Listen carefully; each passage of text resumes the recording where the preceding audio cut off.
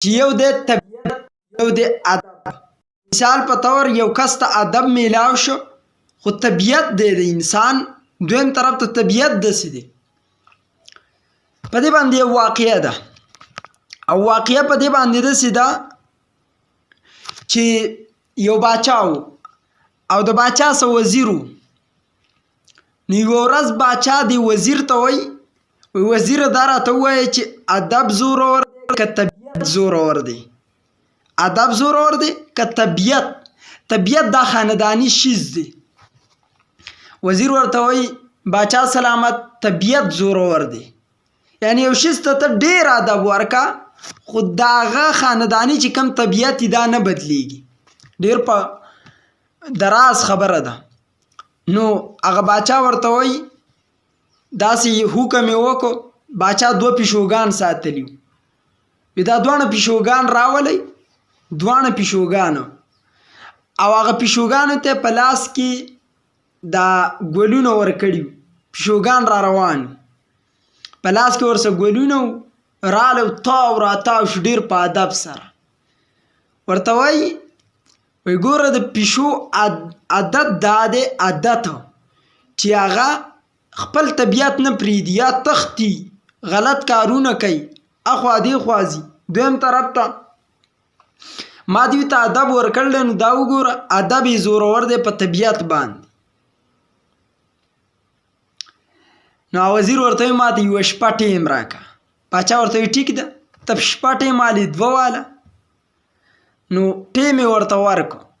چې کله ورته ټیم ورکړو نو هغه وزیر ډېر هوښیار و. په سباله باندې راغی باچا سلامت ولاړ دی په دې لستوڼي کې دننه په دې کې یو مږه داسې پټه نیوله. باچا ته وایي هغه پیشوګان دې راوله. باچا چې څنګه پیشوګان راوستله پیشوګانو سره ګلونه ورسره دي داسې را روان دي چشنېږي. ده ورته یکدم د لاس نه هغه مږه داسې واچوله. چې څنګه مږه واچوله پیشوګانو ګلونه پرېښودو په ده په مږې پسې منډې کړې. وزیر ورته وایي باچا صاحب ما درته نه ویل چې طبیعت زورور دی؟ ودې د ستا ادب ایډي ته که په لږ ساعت کې دا د ادب طبیعت خبره ده. د بعضې خلکو طبیعت دا شیطانی پیدا شوی د علماو پسې اخوا دې خوا وایي. داسې یو واقعه ده ما ته واقعه بار بار را یادېږي.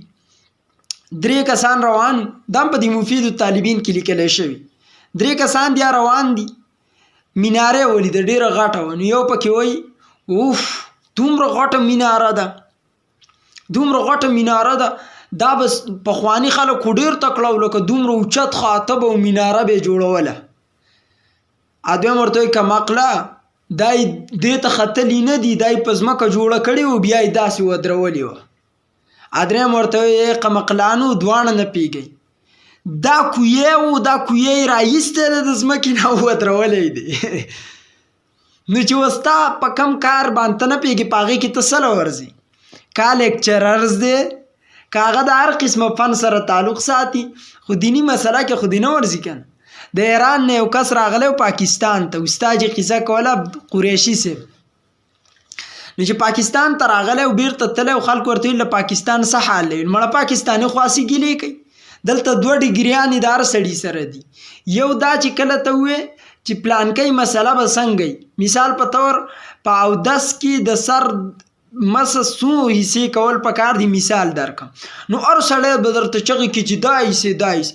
یا ووایې چې په مونځ کې د سبحان ربي الاعلی په ځای سبحان ربي العظیم ووایي هر سړی به درته مسله شروع کړي داسې ده داسې ده. او دویم پکې کار دا دی چې ډاکټران پکې دي ډېر زیات دي چې ته وایې په سر مې درد دی هر سړی پوسټان وخوره پینډال وخوره ورین ستن وکړه. نو یې پاکستاني هسې ګیلې کوي دلته ډاکټران او مولیان هر ځای کې میلاویږي. نو چې ستا کم کار نه دی ته په کم شیز باندې نه پوهېږې که نو دا خپل طبیعت نه دی دا لږ کنټرول کې راوسته پکار دي. علم د مولا کار دی ښودلی اور ډاکټري د ډاکټر صاحب کار دی لیکچري د لیکچرز کار دی. که یو فن والا د بل فن په کارونو کې ګوتې وخي که نه دا ټیک کېږي نه دین به هم تباه و برباد کوي دنیا به خپله تباه و برباد کوي. نو مسله اصل کې دغه ده. بله مسله